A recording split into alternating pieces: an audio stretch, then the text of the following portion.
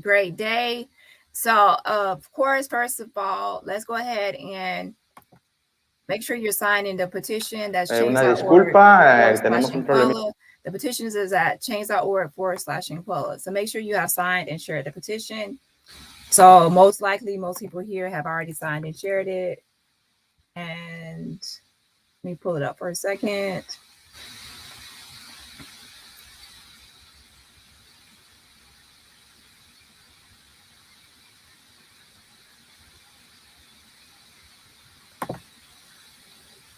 Again, that's change.org /Shanquella. Keep signing and sharing the petition. Right now, we are at 36,435 signatures. That's 36,435 signatures.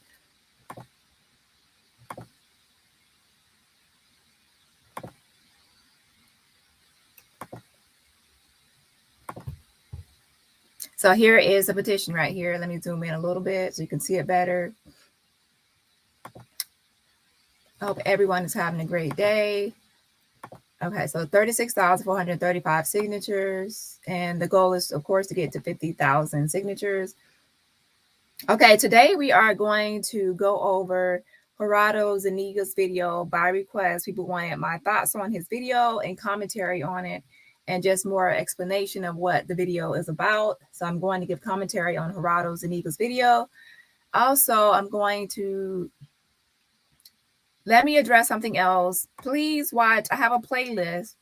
I have a playlist of videos. So make sure you actually go from my first video all the way into my current video. There's plenty. I have a lot of videos since this whole Shanquella murder happened. There's a lot of videos on my playlist. So catch up on the playlist, because a lot of you, some of you are new and you might not have watched some of the earlier videos, but it's helpful to know, watch all the videos, because I go in order. I build off of the previous video.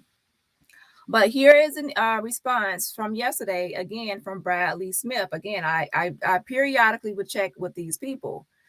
And that's the local, and from the local to and up. Okay, it says Bradley Smith says, good afternoon. This was yesterday. At this time, we do not have a police report, arrest report, or mugshot for Dejanay Jackson. Thank you, Bradley Smith. Now, he knows who Dejanay Jackson is. He knows about the case. He's in Charlotte, and he's at that police department. I'm in sheriff's office, okay? I also spoke with the CMPD, which is a local police department. I also called the main line so they can check all the jails in the area to see if anybody's there. So I went through all of that, okay? Now, let me establish this, or clarify this. I already know she has not been arrested, okay? Because I know what it takes to get a provisional arrest and what steps have to be taken, what procedures and protocols have to be followed for her to be arrested. When I do these extra checks, a lot of times it's just for my subscribers and viewers who believe that someone is here, that she's at this facility, that she's at this location, or she's here or she's there, and they probably don't call, or they're afraid to call. I don't know, but they want me to call these people. So I'm just doing like a favor, or just trying to ease people's minds, or just to show for my subscribers and viewers that she's not arrested. But I already know she's not arrested based on just simply that it will be known if she was arrested under provisional arrest. It's not something done under secret, okay? But here is the email from the person that reached out to me. This is from the sheriff's office, Bradley Smith. Look him up. This is a real person there, okay? So I already been contacting this person, okay? But the main people in charge of this investigation now are the FBI at the Charlotte, North Carolina field office, the Department of Justice, and that's for Charlotte as well, North Carolina, and then also the Mexican officials of Baja California Sur, which includes Daniel De La Rosa Naya, of course, Oberham, Victor Castro, and then, of course, we have the U.S. Embassy, which is Ken Salazar, and all of these people at the top and are in charge of this. I have actually put them in the email with their address and contact information. Okay, so let's move along. Let's see who's here, and then I'm going to get into Gerardo Zuniga'S video. He pretty much, as always, Gerardo will go in parts with his video. Una disculpa, tenemos un problemita de... He would go in parts with his video, and so he basically posted like a preview of like part 1, and then I guess next week or this week coming up, he will post part 2, etc. Okay. Okay, so watch my last video if you want all the updates of when I called most of the top people. I even spoke to someone from the mayor's office. Okay, so watch the last video. Watch all of my videos to keep track. Because also you have to remember, it's not fair to all my people that have watched all the videos for people that are just coming in, because now I have to stop my regular video just to explain stuff that is already known by everyone that has watched every one of my videos. And I have a playlist, so make sure you catch up. Hey, Jessica. Good morning, baby Shay. Hey, Janice. Good morning, family. I will say her name till we get justice for Shanquella. Yes. I'm actually going to make some more pictures, like flyers, because we have that same image, say her name, everyone is using it. Even if we have different colors or other things, that will be helpful if anyone wants to actually make graphics. I have made some before, but I'm going to make more. The reason I say that is because sometimes people will share a graphic if it's new, but if it's something old or they have already seen that same graphic, people are less likely to share. So I'm actually going to try to make at least 10 graphics this week so I can get those out there and circulated. So it'll be like 10 new images with Shanquella that can be like people can use. Okay. Yes, justice for Shanquella. Hey, PM.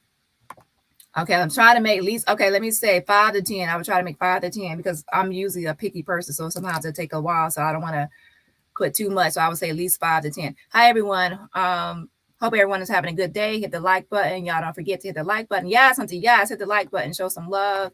Hey, Nola. Mexico needs to get a new warrant for homicide and not femicide. I actually don't believe in that whole statement about that's why nothing has occurred.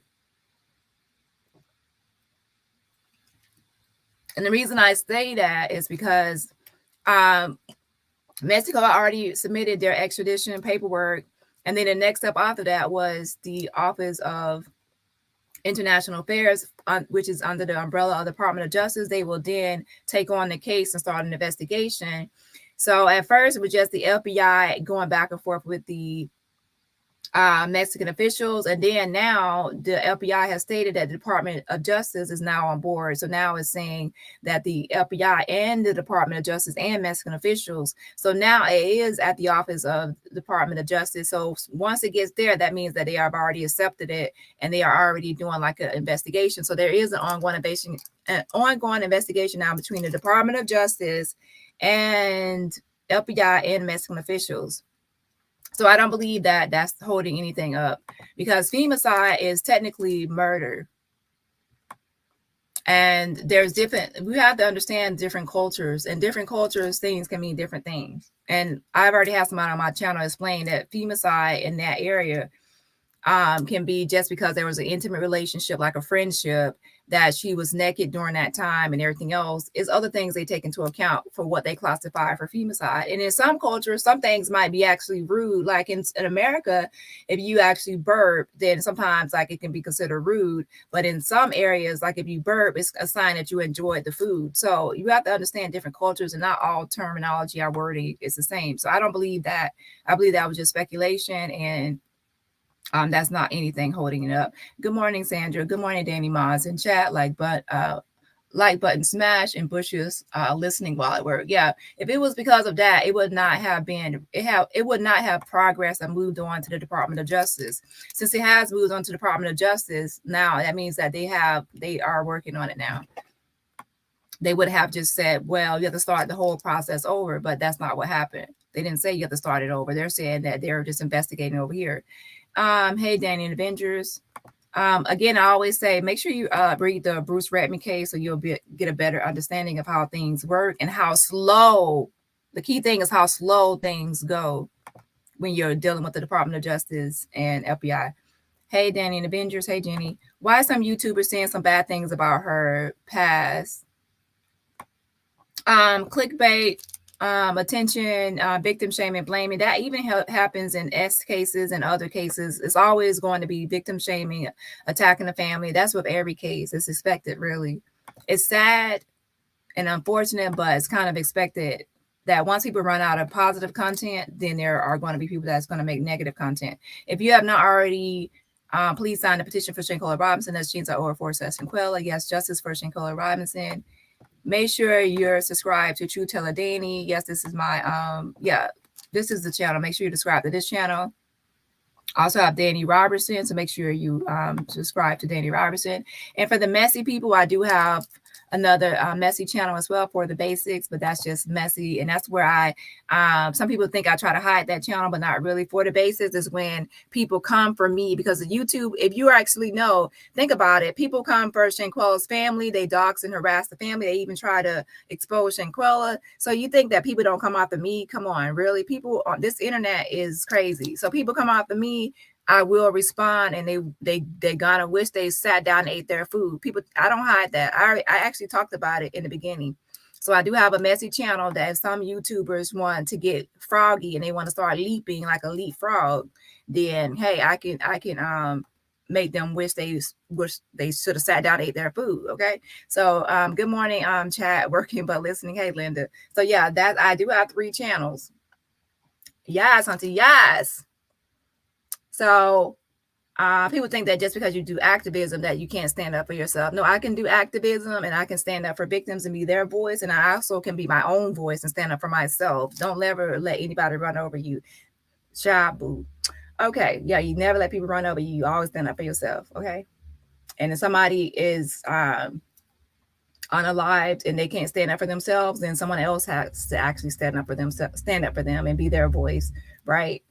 Either way it goes. So let's see. Let's get into Gerardo's video. I already went over the comments. Thanks everyone for joining. Make sure you hit the like button and let's go into Gerardo's video. Audio, estamos ahorita ya solucionándolo.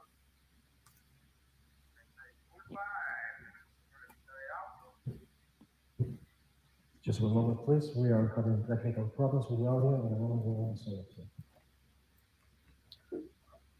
Como les decía, seguramente como ustedes deben de estar en...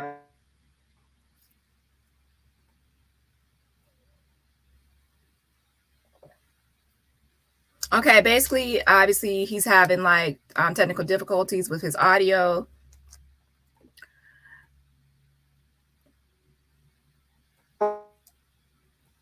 Hey, Ma. Hey, Jenny. So that's his audio. He's having technical difficulties. Hey, Kelly. Good morning. Yeah, say her name, Shanquella Robinson. Canal, pero bueno, por fin sabemos que todo lo que seguramente como ustedes deben... Como les decía, seguramente como ustedes deben de estar enterados, el fin de semana salió a relucir que el FBI y el sistema de justicia de Estados Unidos por fin están trabajando en el tema de la extradición de Dani, la feminicida de Shanquella Robinson, asesinada el 29 de octubre en Los Cabos, México. Es un tema del que hemos hablado bastante. Okay, I might have to skip a little forward. This is just going over his typical intro. Pero bueno, por fin. Of course, I actually, of course, added the captions to make it bigger. Se ha dicho aquí, finalmente está pasando. Hi, Linda. As you may be aware, over the weekend it came to light that the FBI... Yes, make sure you subscribe to my main channel as well. That's Dani Robertson. Finally working on the issue of the extradition of the Jaylen for the femicide of Shanquella Robinson, murdered on October the 29th in Los Cabos. Is the volume too low for y'all? It is a topic that we have talked about well in advance of time on our channel. But well, we finally know that everything we have said would happen is finally happening. Desde luego que eso nos da mucho gusto por 2 razones. La primera es que por fin se ve una luz al final del túnel en el caso de Shanquella Robinson, lo que quiere decir que próximamente habrá justicia. La segunda es que todo lo que hemos dicho aquí en nuestro canal, poco a poco se está siendo confirmado por el gobierno de México, tanto por el gobierno de México como por el gobierno de Estados Unidos, lo que significa que siempre hemos hablado con la verdad. Of course. So basically he's saying that there will soon be justice as confirmed by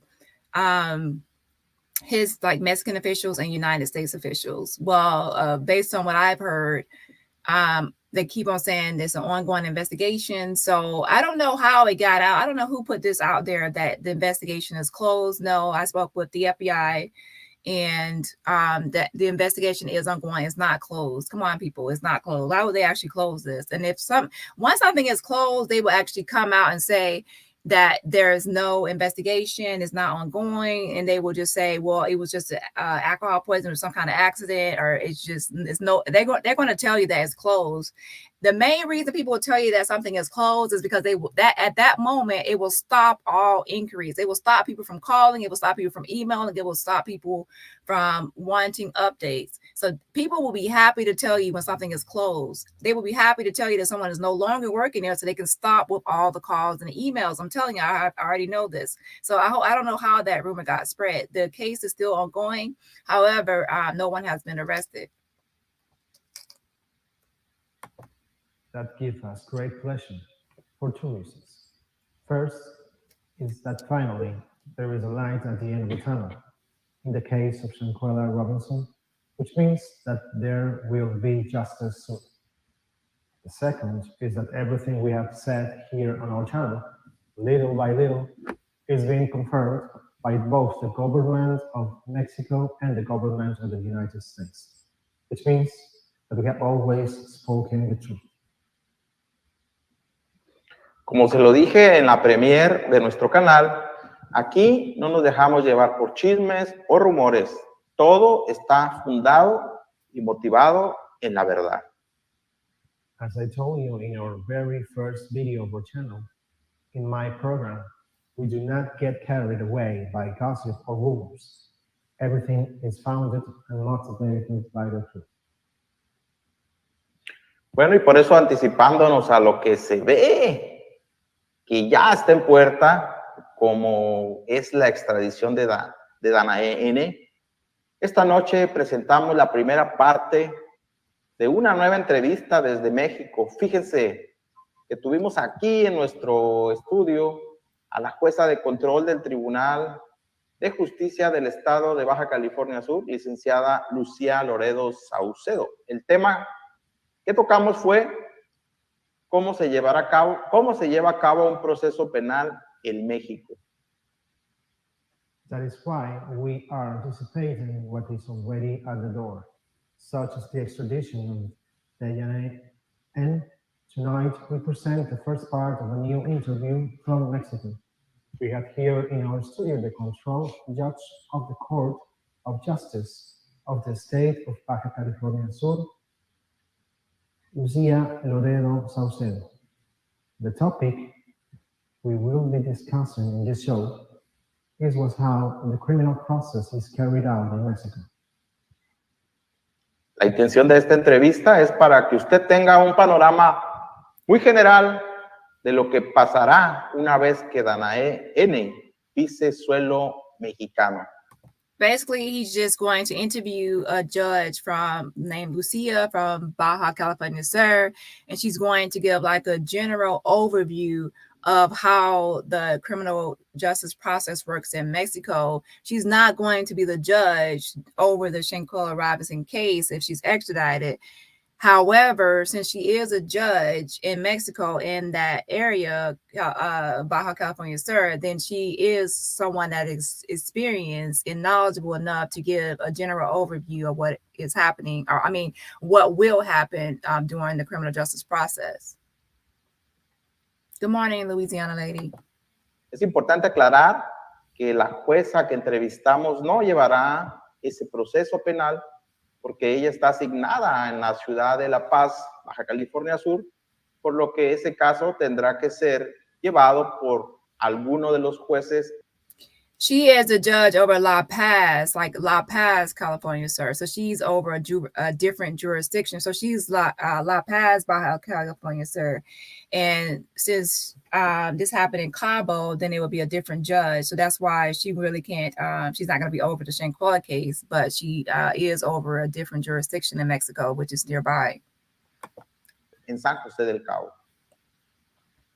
The intention of this interview is for you to have a very general overview of what will happen once Dani steps on Mexican soil. It is important to clarify that the judge we interviewed will not carry out that criminal process because she is assigned in the city of La Paz, Baja California Sur. So that case will have to be taken by one of the judges of San Jose del Cabo. Yeah, so this judge is a judge in La Paz, Baja California, sir. And we need the one for Los Cabos, Baja California, sir. So she's not the judge that's going. He wants to clarify that this is not the judge who is going to be working or deciding the Shanquella Robinson case. And this is not a judge who knows things about the Shanquella Robinson case. However, she can give her expert opinion and expertise or knowledge and understanding of how the Mexican judicial process works. Okay. Just like we might have all these medical examiners out here, they have not, they did not do or perform the autopsy on Shanquella. However, since they are a medical examiner, they can still give us their expertise and knowledge of what atlas luxation is and time of death and everything else, all the discrepancies. They can give us their expert opinion, but not specific information. Sin embargo, la licenciada Lucía Loredo Saucedo es una juez de control en funciones, lo que significa que conoce a fondo cómo funciona el sistema de justicia penal mexicano.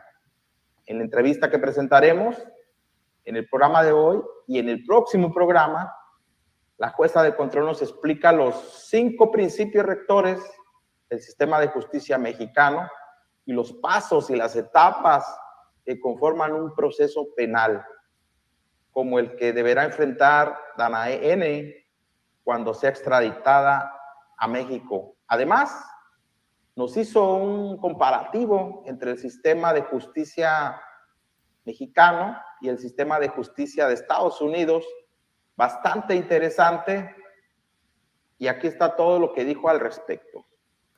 She will explain like the steps in the Mexican judicial process, the criminal justice system, or process that Dani will have to go through once she's extradited. And also she will make comparisons between the United States court system and the Mexican court system, basically. However, Lucía Loredo Saucedo is an active control judge, which means that she knows thoroughly how the Mexican criminal justice system works.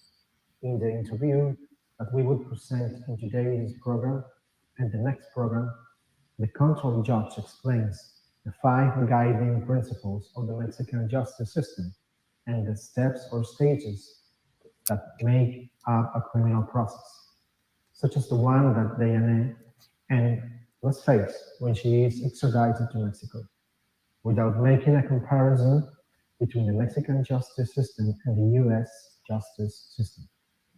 Everything she had to say was quite interesting. Quiero darle las gracias también a todas las personas que nos han hecho donativos también por sus aportaciones en el super chat, super gracias, super stickers. En el programa pasado les comenté que tenemos Cash App. Aquí podrá leer abajo los datos de nuestra cuenta. A todos, muchas gracias. I want to thank all the people who have donated to us, especially. Yes, Auntie, yes. Thank y'all for all the donations and support to his channel. Super thanks.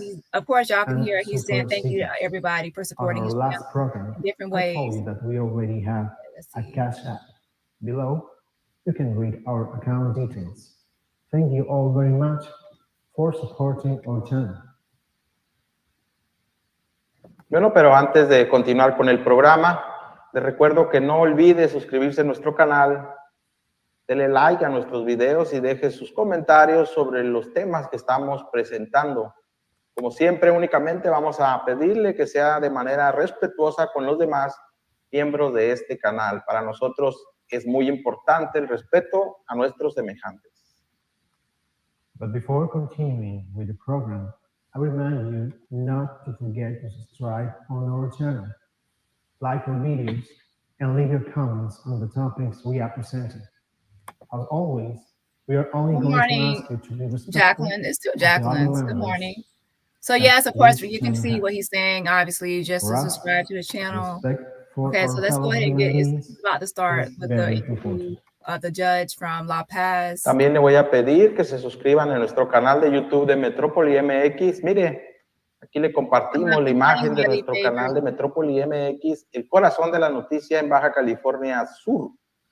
Así que si puede suscribirse, dele like y haga clic a la campanita para que pueda recibir las notificaciones cada vez que se suba un video nuevo. I will also ask you to subscribe on our Metropolis MX YouTube channel.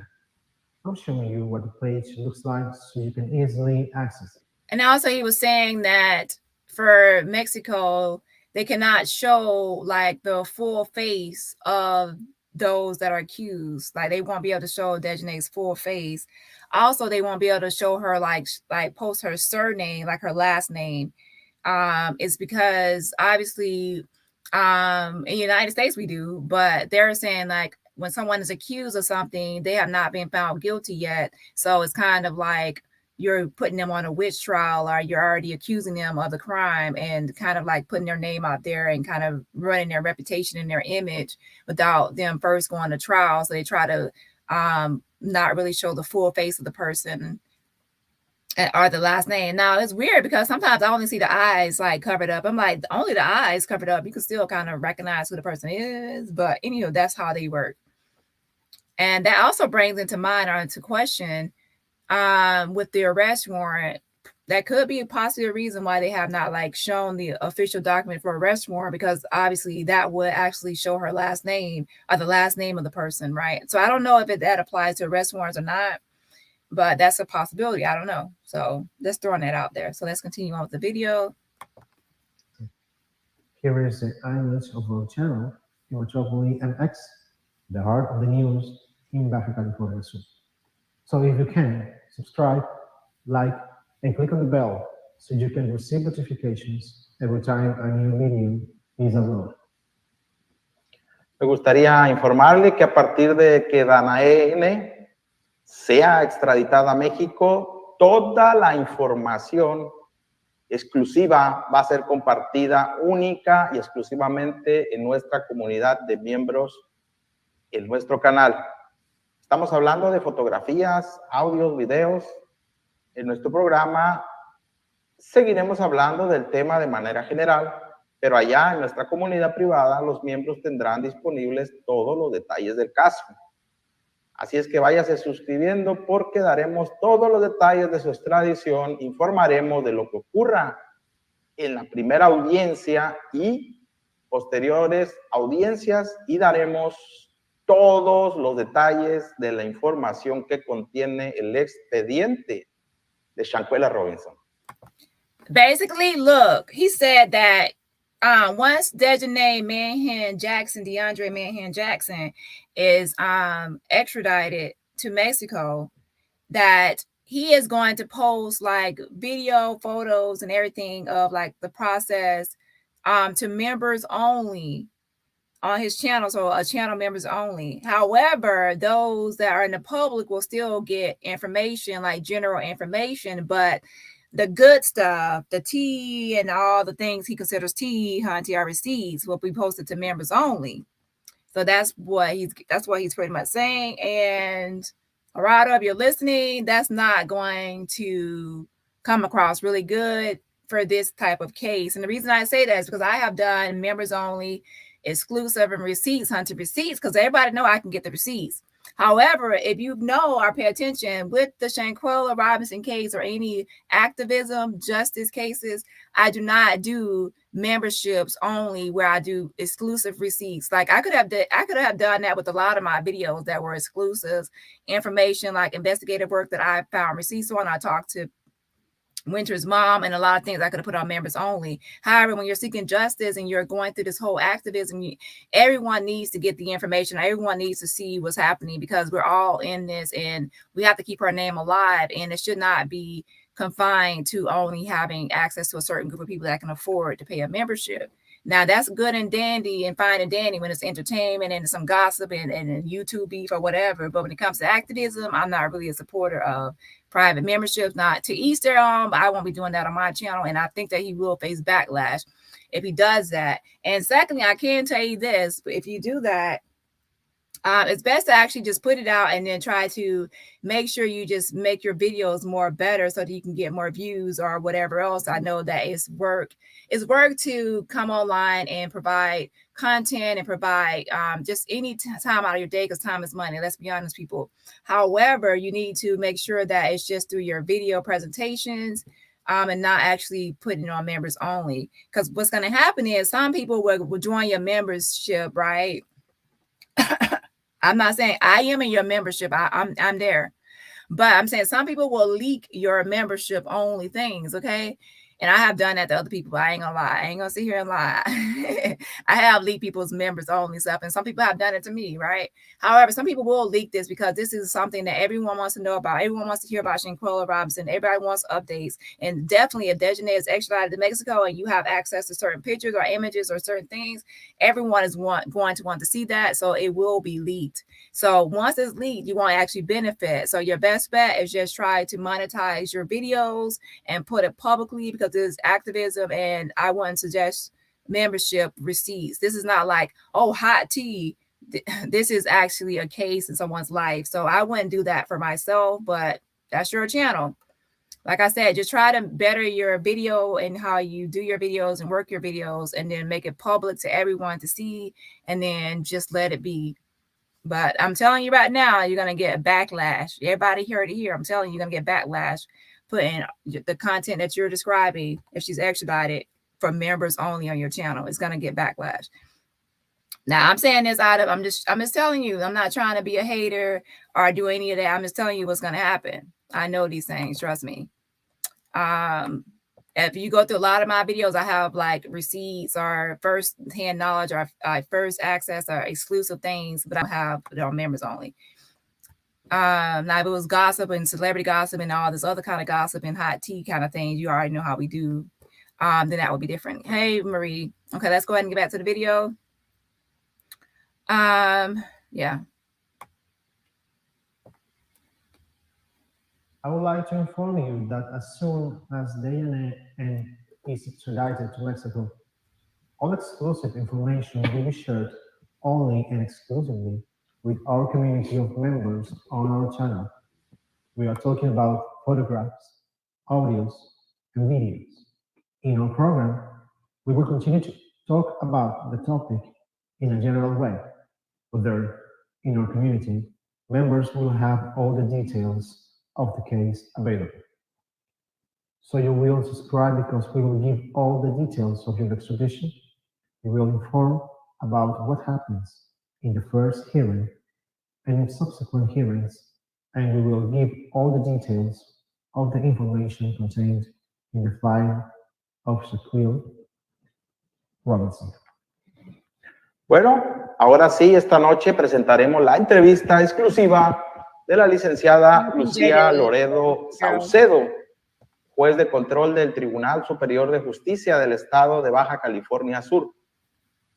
En esta primera parte, la jueza habla de la presunción de inocencia, es decir, por qué en México está prohibido exhibir la fotografía de una persona detenida y por qué no se pueden difundir los apellidos y datos personales de algunos detenidos.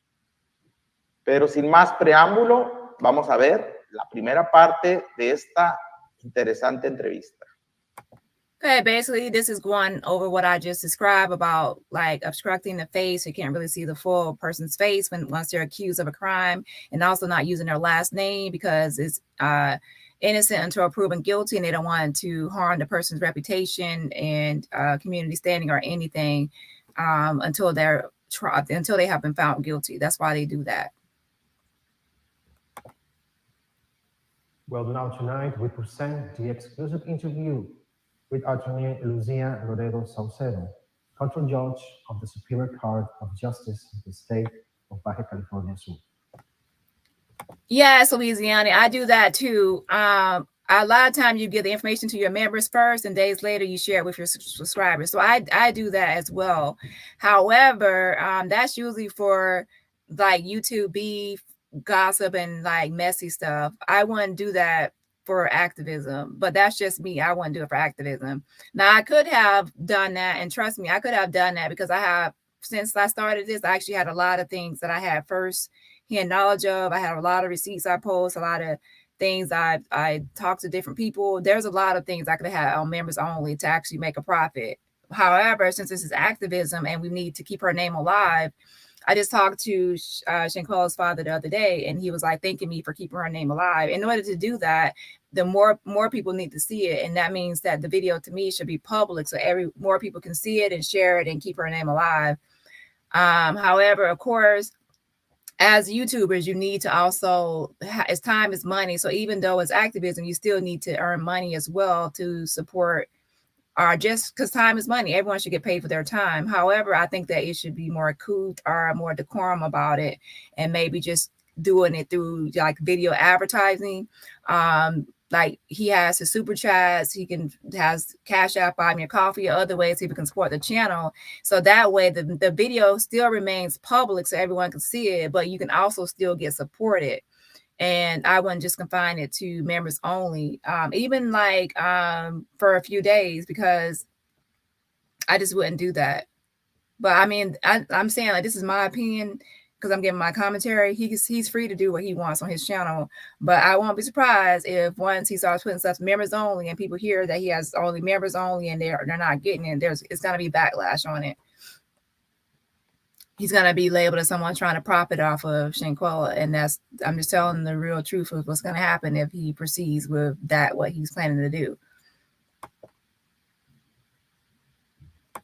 In the first part, the judge speaks of the presumption of innocence in Mexico. It is forbidden to exhibit a photograph of a detained person. Additionally, the surnames and personal data of any detainee may not be disseminated. But without further ado, let's see the first part of this interesting interview.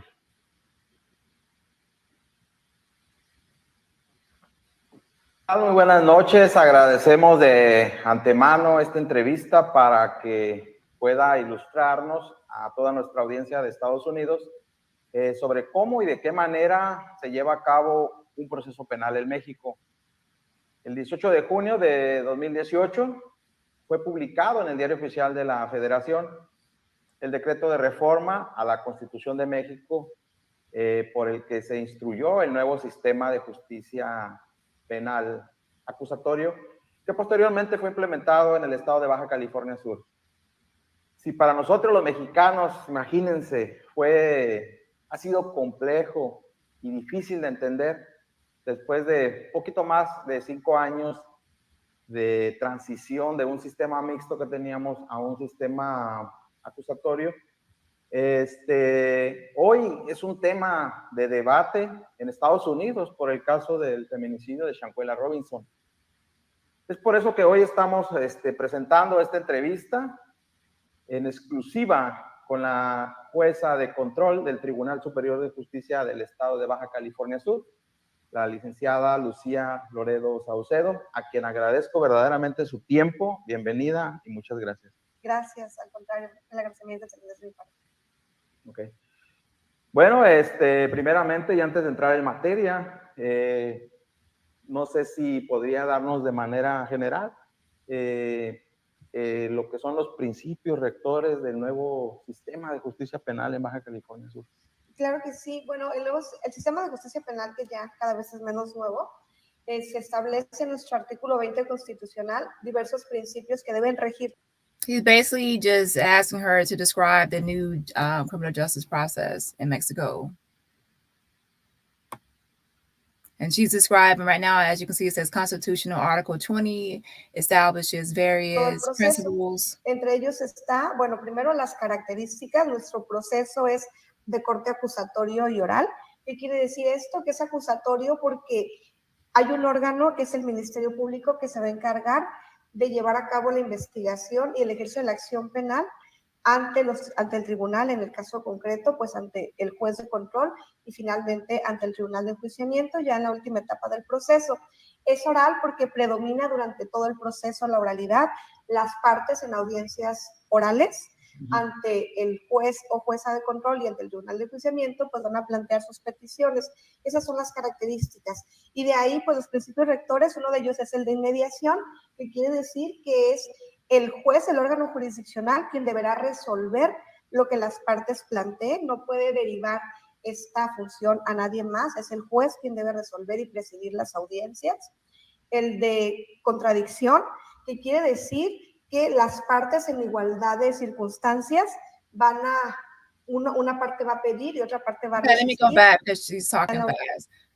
Basically, in Mexico, the judge will decide the case. So she said the first principle is of immediacy. It's kind of like what we have over here. We have the right to like a speedy trial, but over there is like the right to immediacy of a judge being able to hear the trial. Que establece en nuestro artículo 20 constitucional diversos principios que deben regir todo el proceso. Entre principles that must govern the entire process. Among them, ellos está, bueno, primero las características. Nuestro proceso es de corte acusatorio y oral. So they have the accusatory and then the oral process. ¿Qué quiere decir esto? Que es acusatorio porque hay un órgano que es el Ministerio Público que se va a encargar de llevar a cabo la investigación y el ejercicio de la acción. So they have the accusatory process, which is the public ministry that carries out the allegations and investigation and exercise of the ante los action ante el tribunal, en el caso concreto, pues ante el juez de control y finalmente ante el tribunal de enjuiciamiento, ya en la última etapa del proceso. Es oral porque predomina durante todo el proceso la oralidad. Las partes en audiencias orales ante el juez o jueza de control y ante el tribunal de enjuiciamiento, pues van a plantear sus peticiones. Esas son las características. Y de ahí. So basically, like the accusatory is like, I guess, where the public ministry, that's where they do like the investigation, the allegations and everything else, kind of like the police do here. And then they have the oral, which is in front of the judge, like kind of like we have next, which someone goes to trial or the judge. So they just call it differently, like accusatory, and then they call it the oral process. Pues los principios rectores, uno de ellos es el de inmediación, que quiere decir que es el juez, el órgano jurisdiccional, quien deberá resolver lo que las partes planteen. No puede derivar esta función a nadie más, es el juez quien debe resolver y presidir las audiencias. El de contradicción, que quiere decir que las partes en igualdad de circunstancias van a, una parte va a pedir y otra parte va a resistir y va a tener la oportunidad de confrontar lo que una parte quiera u otra.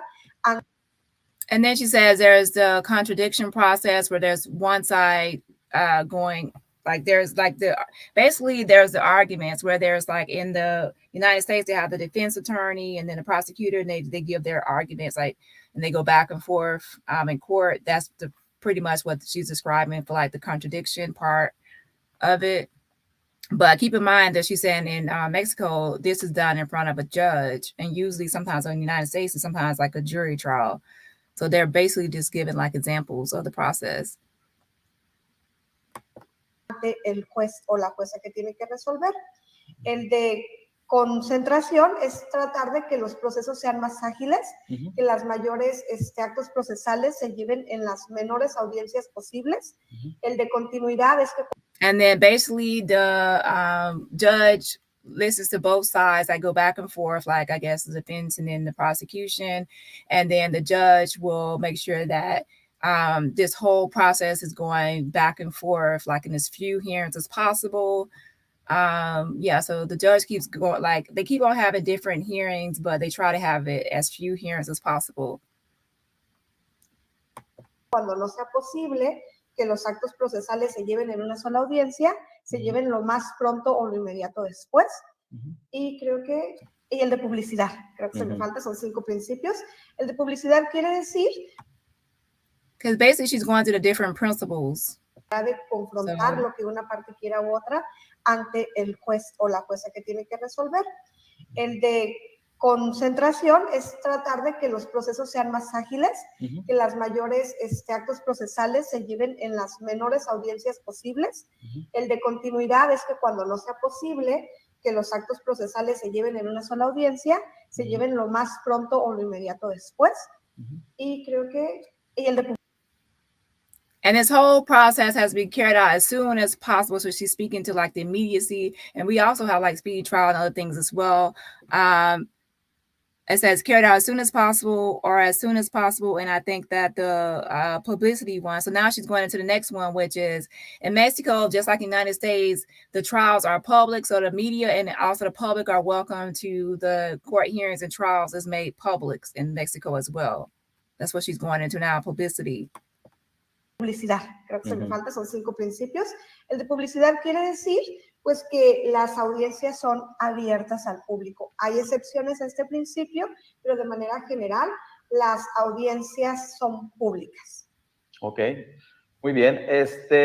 She said there are exceptions to the having a public hearing, but for the most part, there are for the most part, the hearings are public, but there are exceptions to that. We also have that sometimes in U.S. as well. Y una vez que ha explicado los principios rectores de este sistema, ¿cuáles son las explicaciones en temas periodísticos? So basically, he said, thank you for describing and detailing the guiding principles of the Mexican judicial system. And now, can you tell us more about the journalistic perspective, I guess, as far as the court system being open to journalists who want to report on the court proceedings? Sobre coberturas evidentemente reguladas de periodistas y medios de comunicación.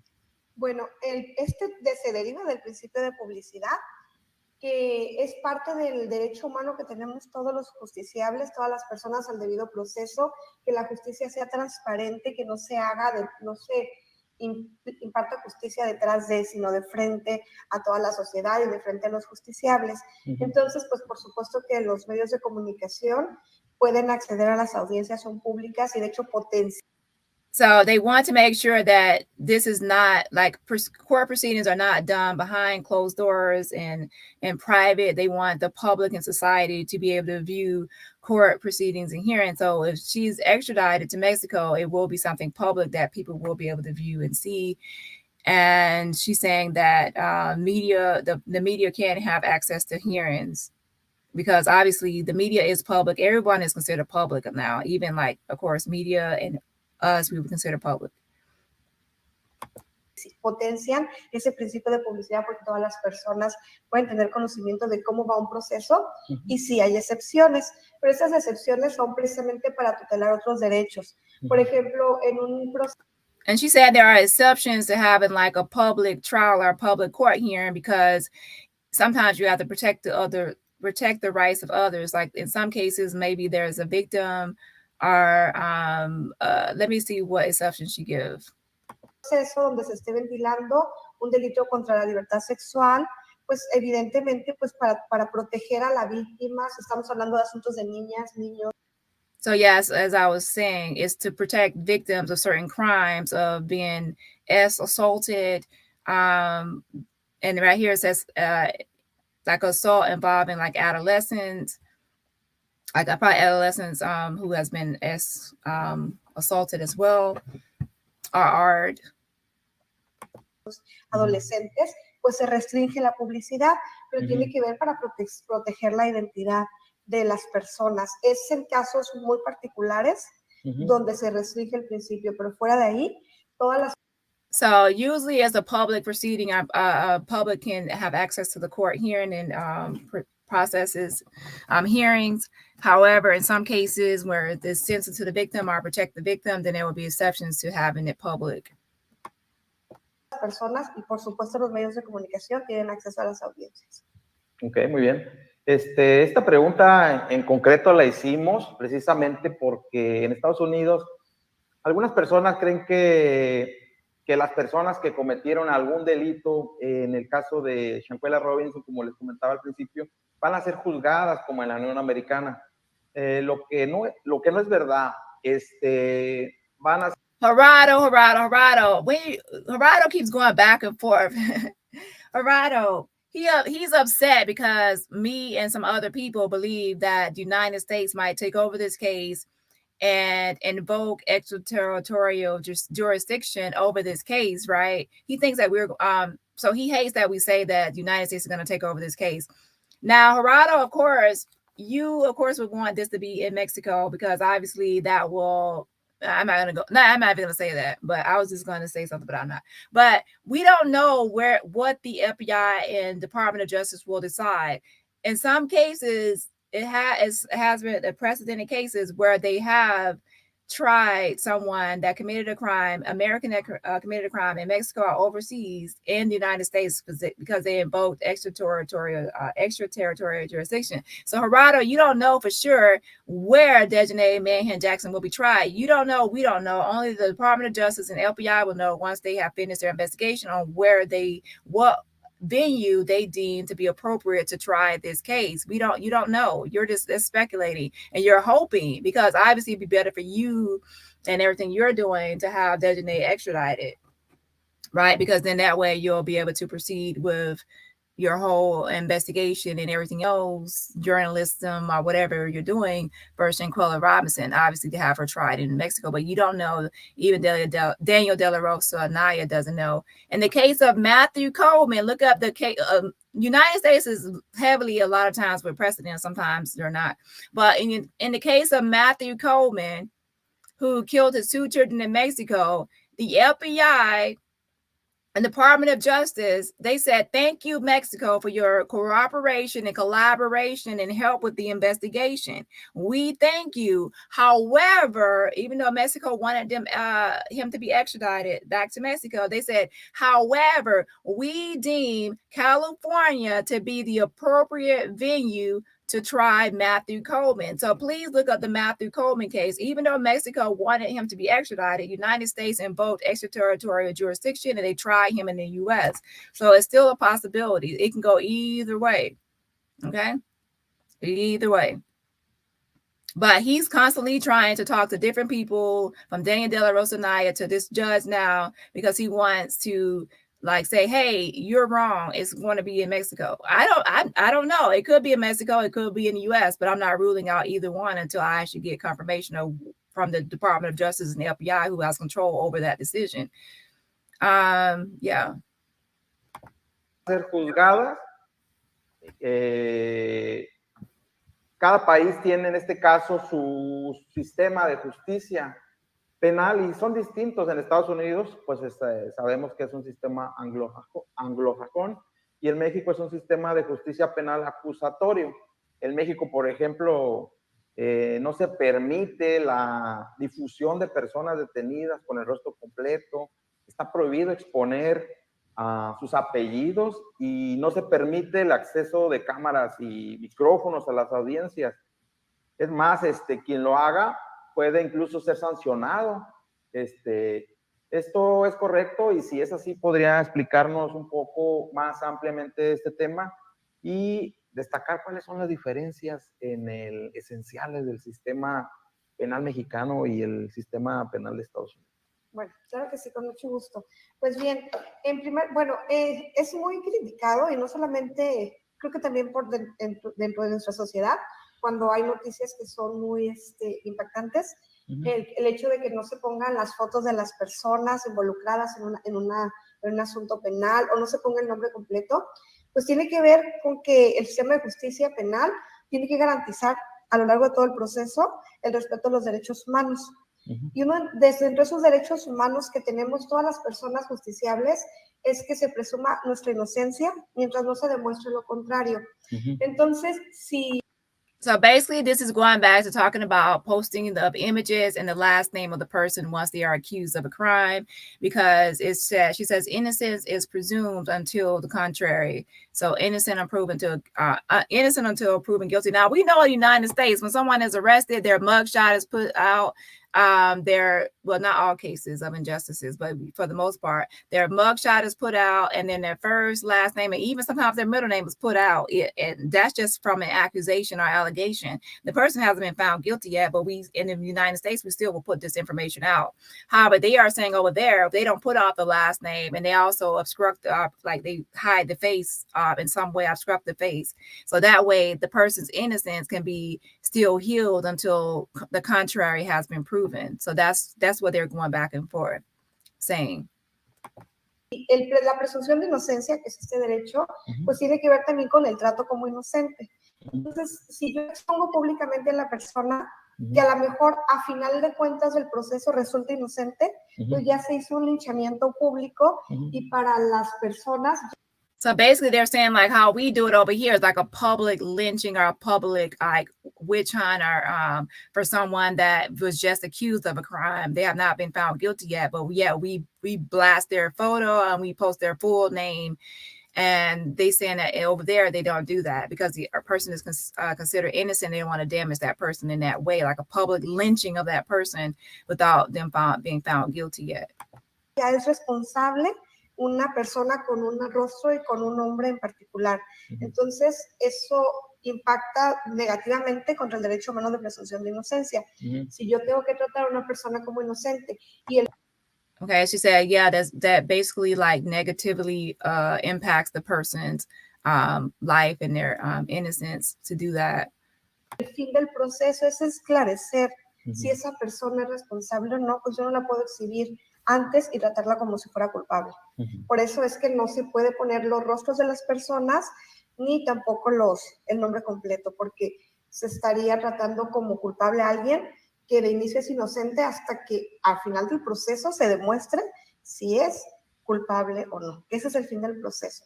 Entonces, por eso es que no se puede o no se debe pues, pasar las fotografías de la persona que está sujeta a un proceso penal y tampoco su nombre o sus datos de identidad. Esa sería pues la respuesta. It says neither his name nor his identity data. So that goes back to why possibly they have not put out that they didn't make it like official, like with the arrest warrant and put like out Dejanae's, like her full name, because there's a presumption of innocence of someone until they're found guilty. So there's some level of protection even for those accused of crimes in Mexico. Una de esas preguntas. La otra pregunta, pues en cuanto a las diferencias en el sistema de justicia norteamericano y el de nosotros. Okay, now she's going into some more differences between the North American, like U.S. justice system and versus Mexico. So let me go ahead and read some comments, and then I'll go into the rest of to our next part.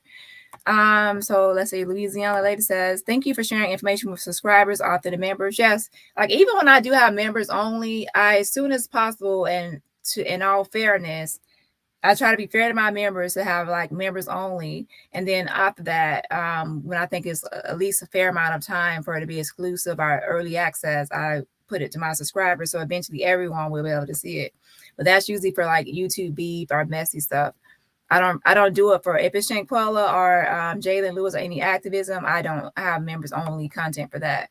I have mad respect for your commentary and the way you run your channel. Yes, Hunter, yes. And I appreciate your support, Louisiana. In Louisiana, I appreciate your support on all my channels. So thanks, girl.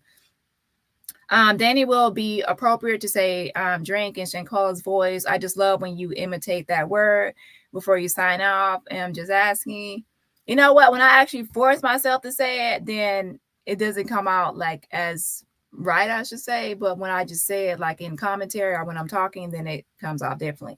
But I'll try to throw it in there before the live ends. So Dani, thank you for being you. Hey, Junior Woman. And thank you for your support as well. So who's in custody now? No one is in custody now. Janice, thank you, girl, for supporting my channel. I appreciate the super sticker. So thank you, Janice.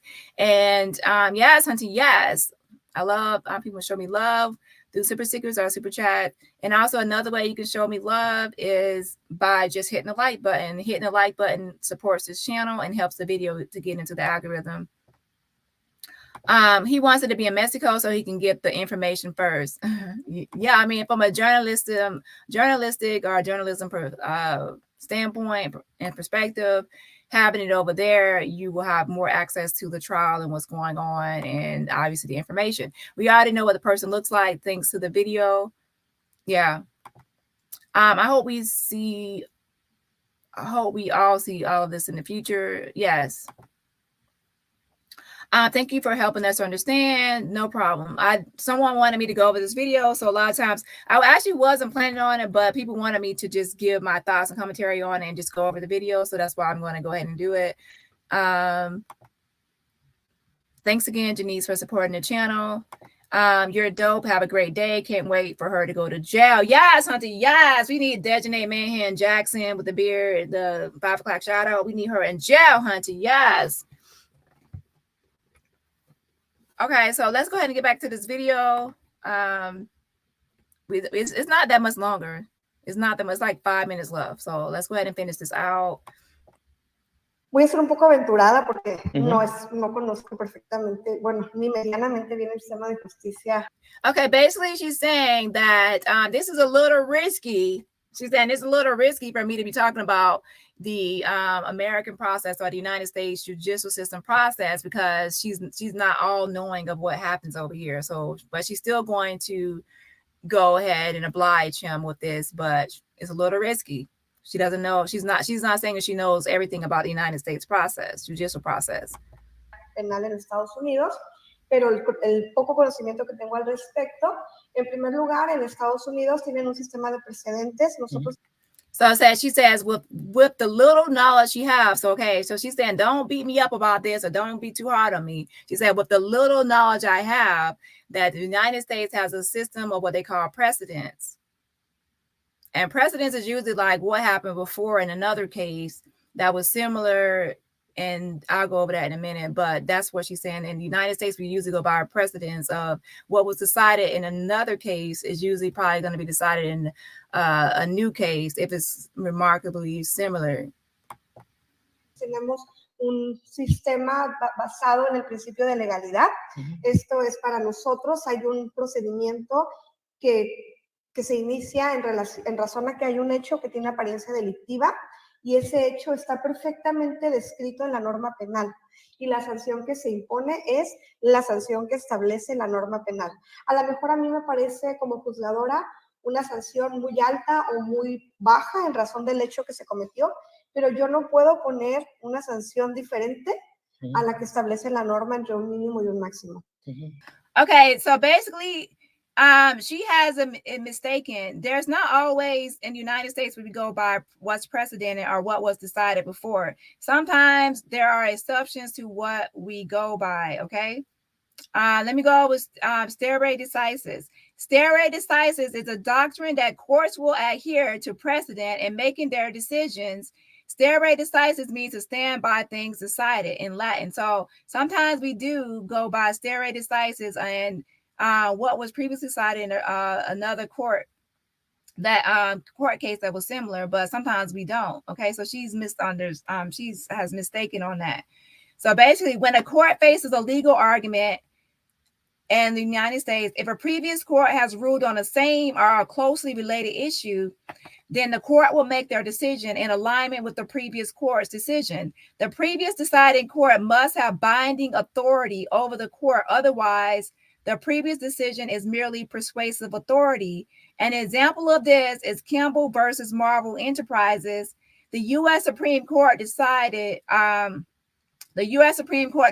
the rationale behind stare decisis as promoting the even-handed, predictable, and consistent development of legal principles, fostering reliance on judicial decisions, and contributing to the actual and perceived integrity of the judicial process. So a lot of times we do go by precedented cases, like what was decided by a judge or a jury or whatever that was decided in a previous case. It will be used in a similar case, the same judgments kind of make it equal or fair. However, sometimes if a lower court makes a decision, higher courts, like let's say a lower court makes a decision, the U.S. Supreme Court, which is higher, doesn't have to follow what the lower court decided because they're considered higher and they're considered more of authority on matters. Okay, so it's not always has to follow precedent. Also, at the bottom right here, it says, although courts seldom overrule precedent, the U.S. Supreme Court in Seminole Tribe, Florida versus Florida, explained that Florida versus Florida explained that stare decisis is not an inexorable command when prior decisions are unworkable or badly reasoned. Then the Supreme Court may not follow precedent, and that is particularly true in constitutional cases. For example, in deciding Brown versus Board of Education, the U.S. Supreme Court explicitly renounced Plessy versus Ferguson, thereby refusing to apply the doctrine of stare decisis. So basically, there are exceptions to this, and usually high courts like the Supreme Court can override certain things.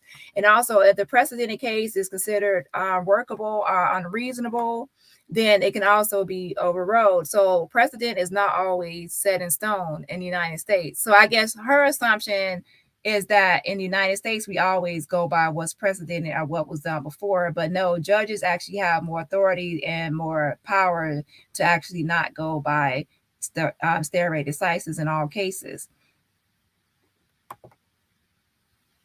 But again, she did say that she doesn't have full knowledge of how the United States works. So she says her little knowledge. So let's go into the second part of what she's describing. I mean, she's right now, she's actually making comparisons between the U.S. and Mexico.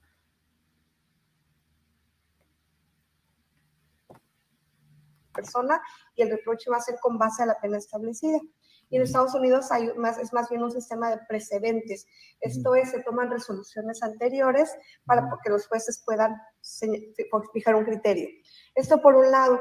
Por otro lado, nosotros tenemos en nuestro sistema de justicia, es el órgano jurisdiccional quien conoce del proceso y resuelve el fondo del asunto. En Estados Unidos tienen jurado popular. And she's saying in Mexico, it's the courts that actually make that decision. It doesn't always go by precedent in Mexico. Entonces eligen a un número determinado de ciudadanos en los cuales van a constituir el jurado y ante ellos se va a desahogar las pruebas. Que lo mismo pasa en México, ante el tribunal de enjuiciamiento se desahogan las pruebas, pero son jueces, son abogados, son expertos en derecho que tienen la facultad legal para poder conocer y resolver el juicio.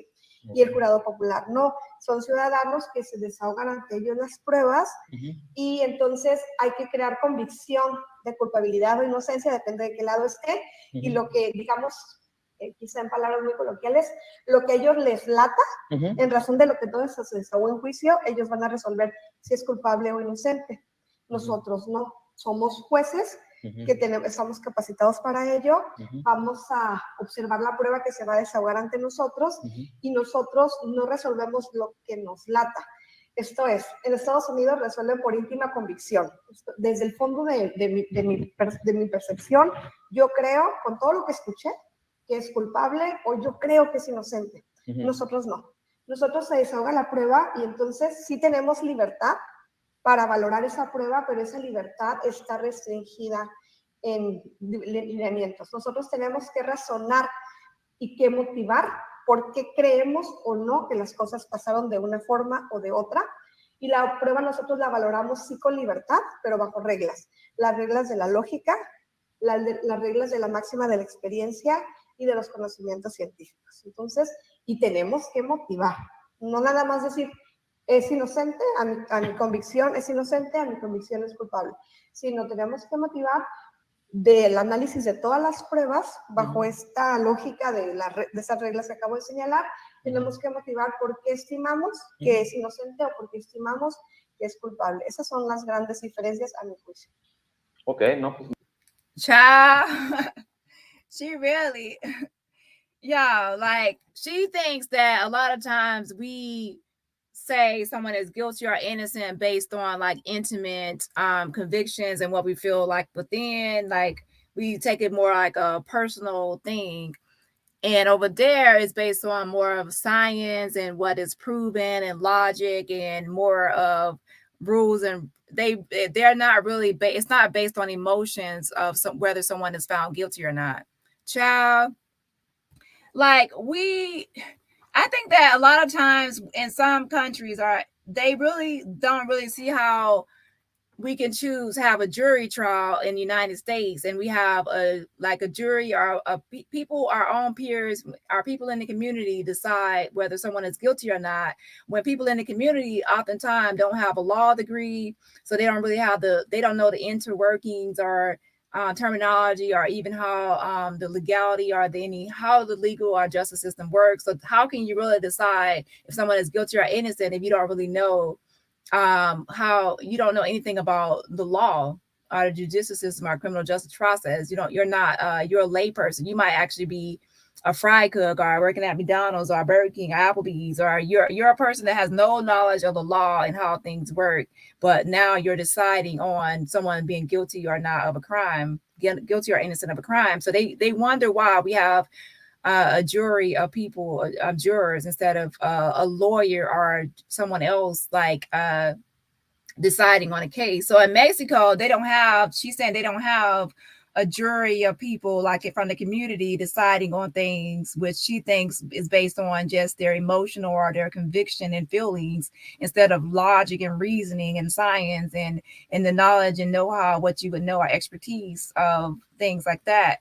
However, I can get different perspectives. However, when it comes to U.S., it's already been established throughout time that it's great to have a jury of your peers or people within the community, because what will happen if we don't is a lot of times corruption can happen. And corruption can happen because you will have the same body of people, or the criminal justice system, or judicial people, or legal, through the whole legal process. Everyone knows. Like, for example, the police will arrest you and charge you with the crime, and then if you go to court, instead of having people in the community decide your fate, or whether you're guilty or not, people that are selected through the jury selection process, you will have the police arrest you, and then you will have some lawyers and people that work for the government deciding on whether you're innocent or not. So now that can lead to corruption, because the police officers might know the DA and the lawyers, and then those people know the judge. So now all those people are connected. They could be like a favor for favor.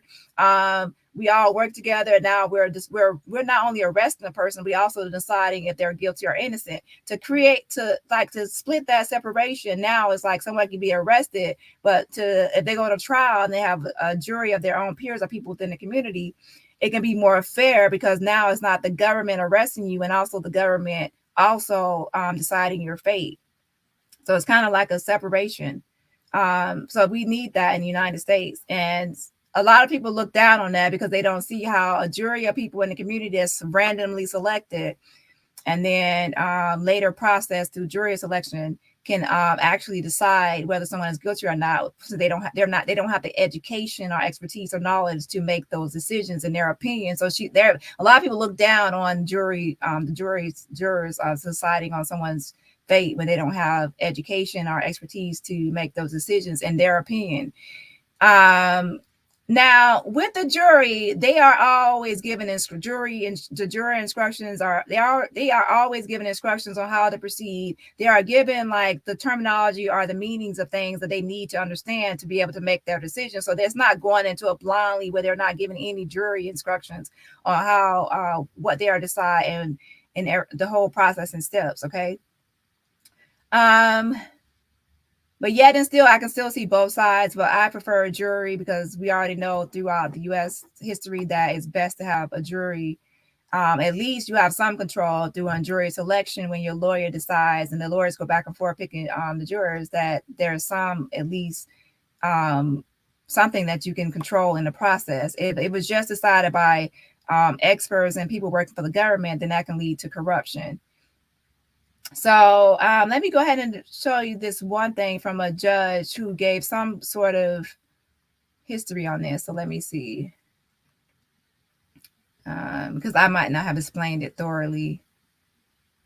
Let's see. But basically, a lot of times I'm noticing it's like a back and forth here where they actually deem a lot of times the United States system to be incompetent, and then we say their system is not right or incompetent.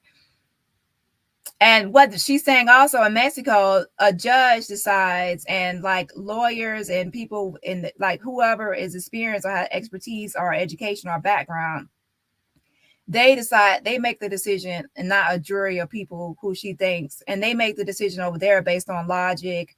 What she says is logic, scientific evidence and proof, and everything else is based on their decision. And then over here we have jurors who make their decision based on emotions. That's inaccurate. Okay, so let's see.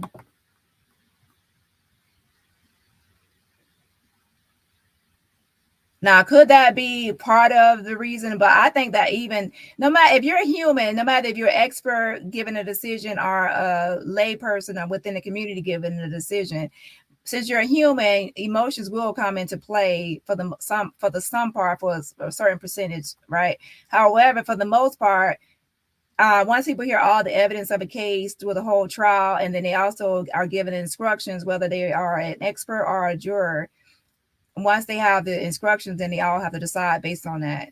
Okay. Okay, so let me show this.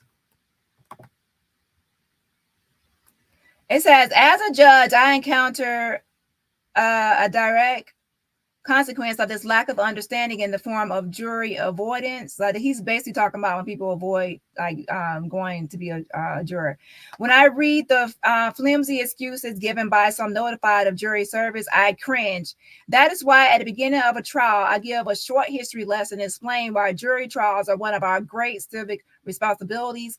After years of widespread abuse by courts stacked with King George's cronies, our founders established the right to a jury trial. The colonists wanted to ensure that members of their community will be responsible for safeguarding their liberty and rights. Indeed, jurors were so important to our country's founding that King George's attempt to deprive the colonies of a trial by jury was listed as an abuse of power, and the Declaration of Independence. The right to a jury trial was also codified in our 5th, 6th, and 7th Amendments to the Constitution. As John Adams wrote, representative government and trial by jury are the heart and lungs of liberty. Without them, we have no fortification against being ridden like horses, fleeced like sheep, worked like cattle, and fed and clothed like swine and hogs. Juries are a topic of great interest when judges from foreign countries, where there is no jury system and where the courts are not an independent branch of government, visit our federal courts. In the evolution of the American jury, Hans and Vidmore note that the United States holds 80% of all jury trials in the world. The power of the American jury is by design, as Thomas Jefferson wrote to Thomas Paine. I consider the trial by jury as the only anchor ever yet imagined by man by which a government can be held to the principles of its Constitution. This is especially true of the United States, whose Constitution, the oldest written one, begins, "We the people."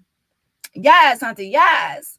So I am for jury trials, and if you are African American, you definitely know throughout history, jury trials and making sure that there is a proper jury selection and not just having an all-white jury will actually help you in your case, especially during civil rights and other during periods of extreme racism, which we are still facing these days. But, okay, so let's go ahead and go back to the interview.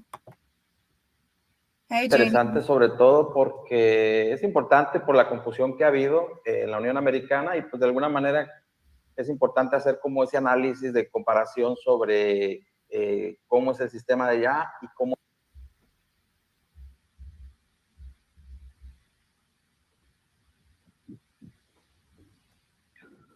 Ok, bueno, pues así termina esta primera.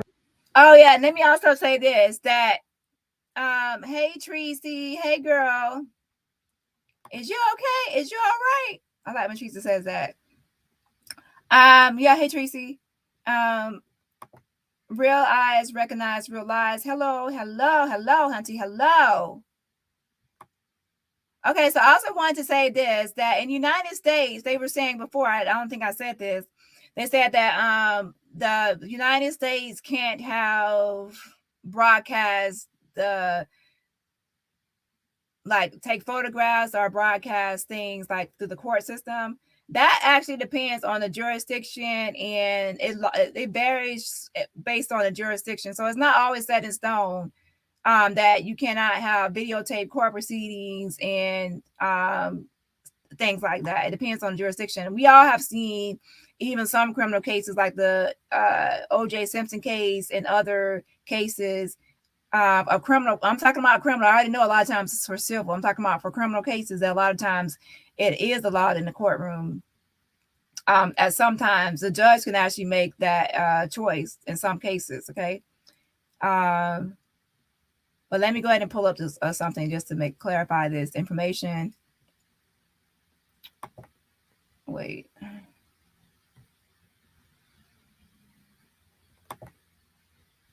Okay, it says courtroom photographing, videotaping, and broadcasting is restricted in many jurisdictions. The law varies from limited film and electronic media coverage in some countries to a complete ban in others. And it says in the U.S., photography and broadcasting is permitted in some courtrooms, but not in others. Some argue that use of media during courtroom proceedings presents a mockery of the judicial system. Though the issue has been contested at length, the presence of cameras can create fallacious information that can damage the reputation for the courts and the trust from the public and our viewers observing the televised proceedings. And it says many famous trials, such as the O.J. Simpson murder trial. Most people already say that because that's like a one. The glove don't fit. You must have quit like that trial. Were televised in the wake of the O.J. trial. However, many judges decided to ban cameras from their courtrooms immediately after that trial. So again, it depends on the judge and different laws and jurisdictions of whether or not this can happen. So I think that sometimes, like even with the person he's interviewing, she's, as she said, with little knowledge that she knows about the process for the American judicial system. There are exceptions to everything. Like people have to remember, we always try to make exceptions because you never want to have something like set in stone and solid and there's no room around it. So a lot of times there are exceptions to everything, and that includes whether or not we go by a precedented case, and that includes whether or not cameras are allowed in the courtroom or not, and that includes whether or not I think that's it. So I think that's the end of his interview for part 1. And let me know if y'all actually want me to do when he goes to part 2, if y'all want me to do part 2, like commentary on it, just let me know. If you thought this was unnecessary, let me know that as well, because I can save my time. But some people wanted me just to go through this and try to break things down a little bit because he didn't have his interpreter with him that day, I guess. Okay. So let me go ahead and put this back up. So make sure you leave a comment if this was helpful to you or not helpful to you. Okay. So let's go ahead and finish it up. Despedimos hoy del programa. Nos vemos la próxima semana con la segunda parte. Gracias a todo nuestro equipo aquí en México y en los Estados Unidos. Los aprecio mucho por su trabajo. Gracias. Mi nombre es Gerardo Zúñiga. Soy el periodista mexicano. Nos vemos pronto. Okay, so that ends that part 1. So he said next week he will have part 2. And like I said, I don't plan on doing commentary on part 2 unless people want me to, and then I will do it because he has captions. Now, these aren't the captions he had. I actually edited his video, took down his captions because they were smaller print. So I made it really bigger so people wear the glasses and whoever, like, just to make it better and like bigger. So I made the captions bigger. Also, it's possible I could change the font next time. So red is not a good color. I can change it to other colors as well. So anyways, for now, let's move on. That's for Shanquella. Now for the second part of the video, I'm going to move into Jalen Lewis. And for Jalen Lewis, just it's a quick update on that case. And I actually want you to check out a video from Down the Rabbit Hole News. She did an interview with Jalen Lewis' family. I'm going to pull that up. Hey, Betty Boop.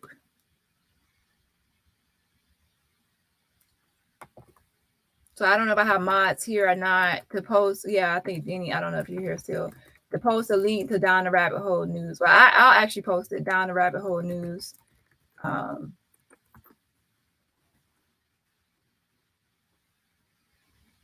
Oh, I did send an email out to for Shanquella, so make sure you check your email and send an email to Leah. Send an email to Leah that I gave yesterday.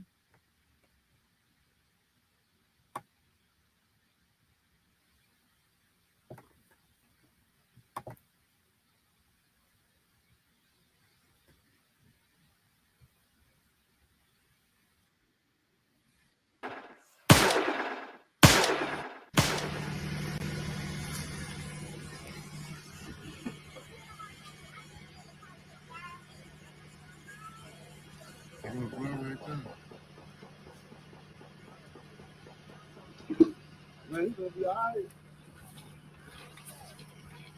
Man, oh, man, got the head, bro.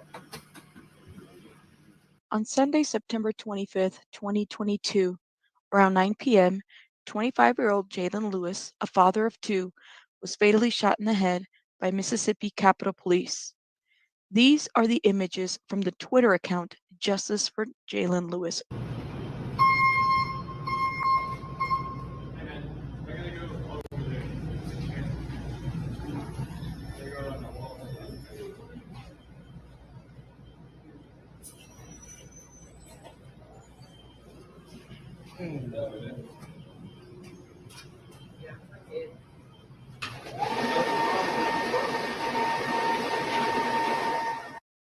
These disturbing photos of Jalen Lewis's car shows multiple shots.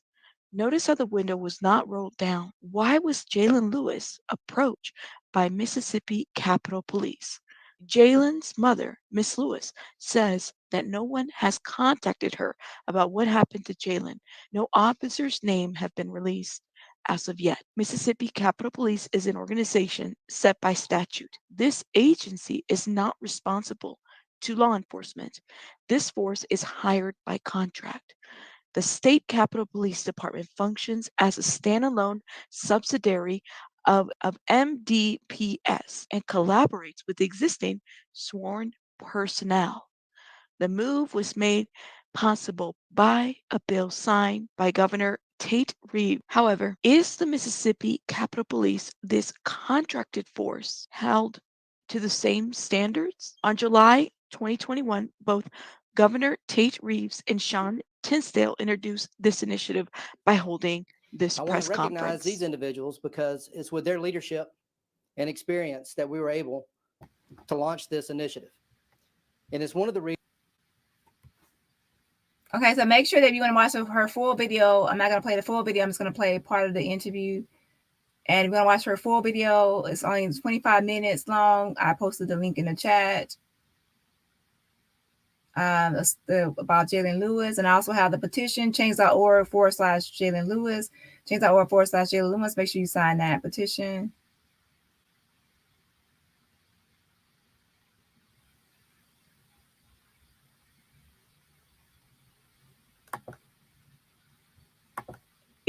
Being February, what is it, the 8th, the 9th? The 9th. But go ahead, where are we at right now in terms of information, bringing justice, any updates? Nothing.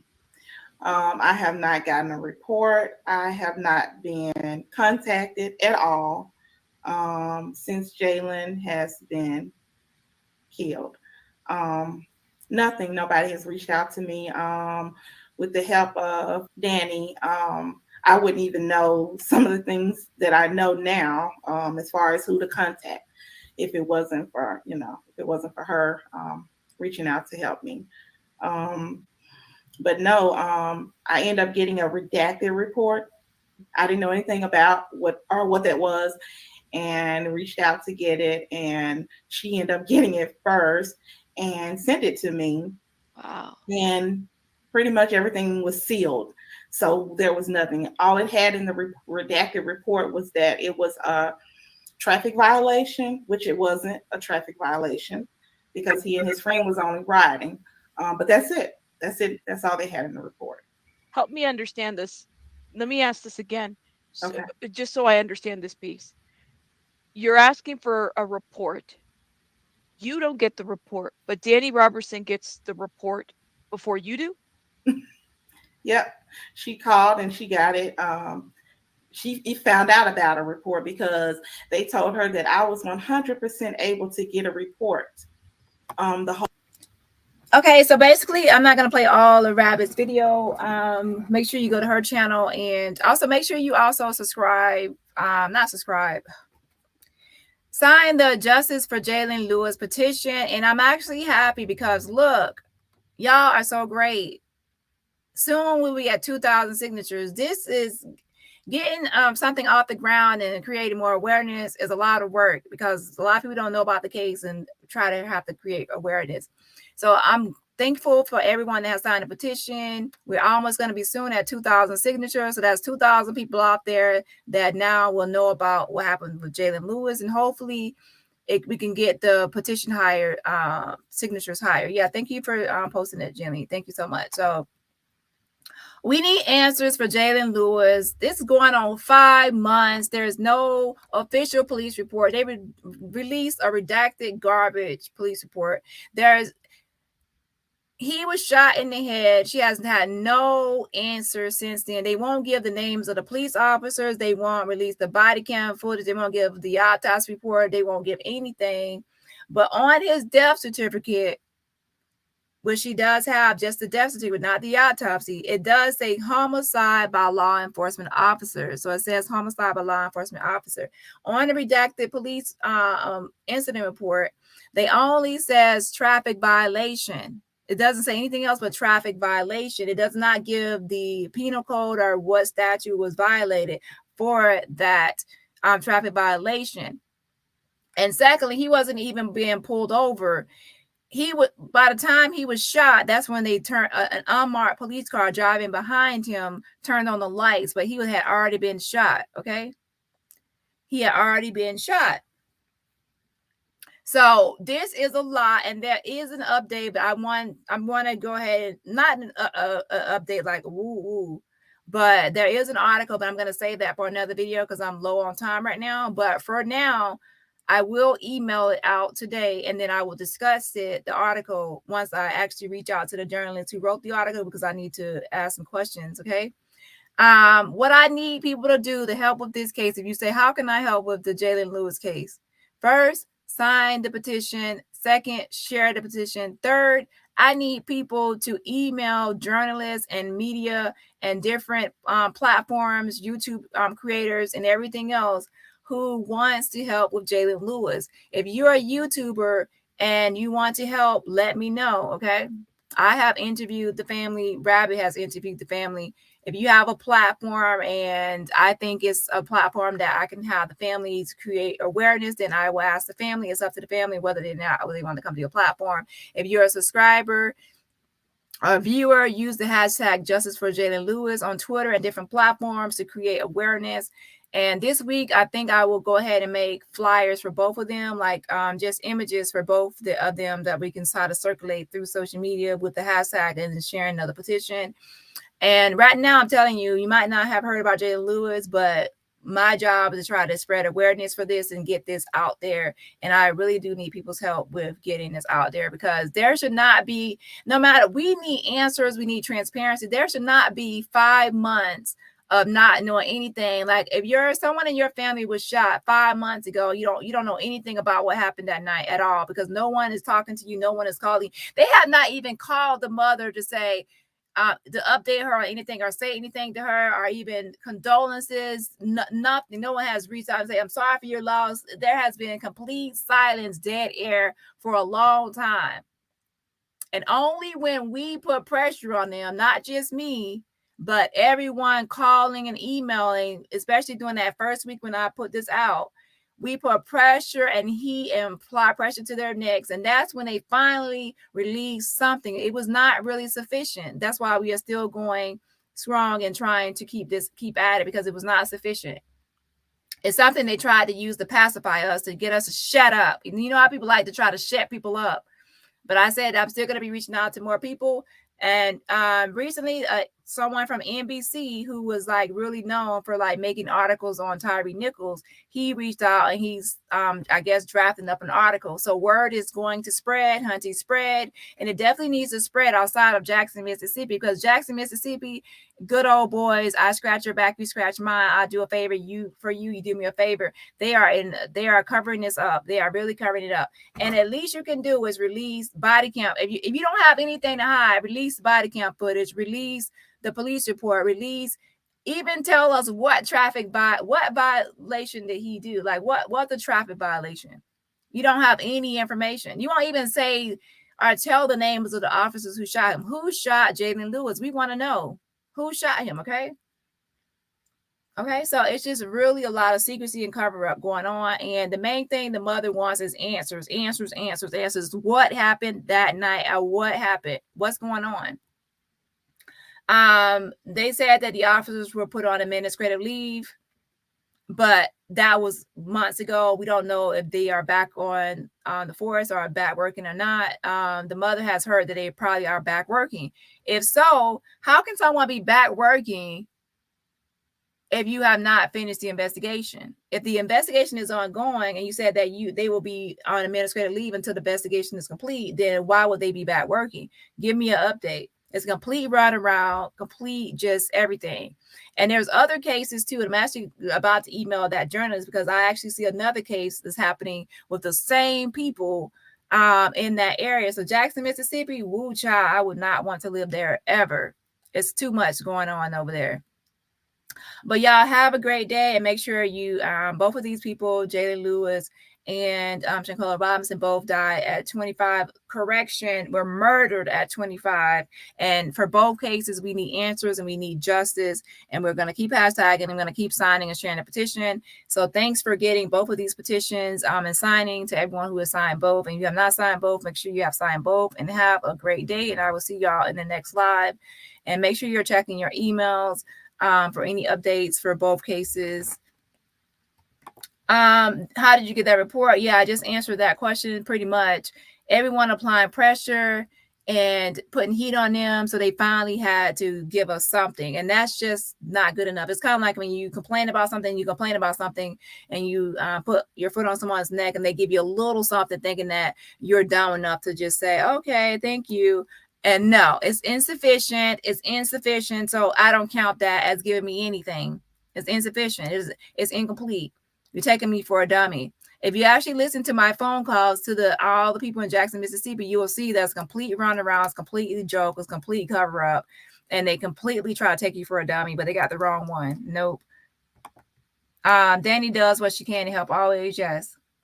Okay, so basically, what I have to do right now, to be honest, I have to email as many people in the media I can to try to get people to write on this story. And once it gets outside of Jackson, it's more heat applied to them, not only from the community and citizens, but they need more officials and media attention on this.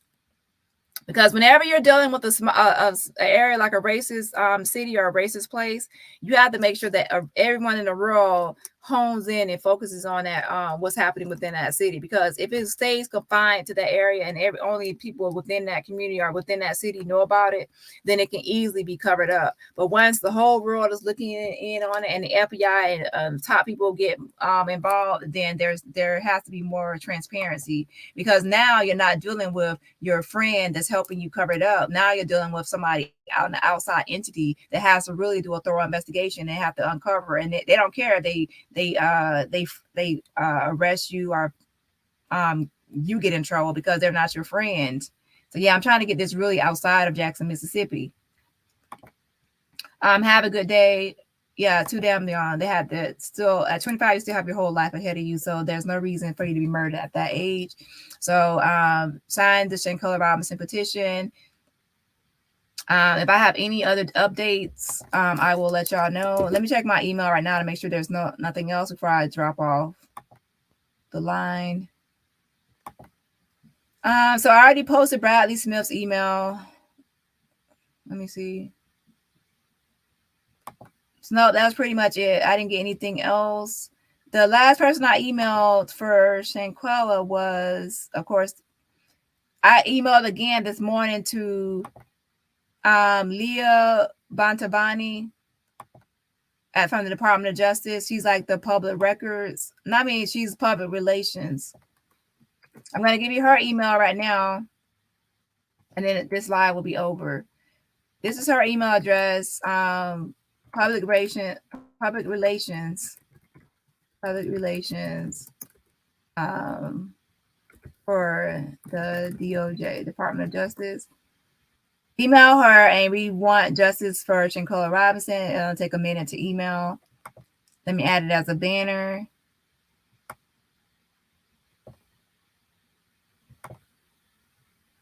Add it as a banner.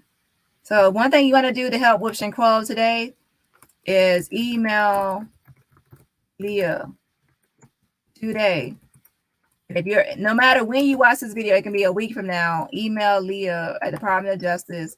This will put the fire and heat and pressure and apply, put your foot on the neck of the Department of Justice.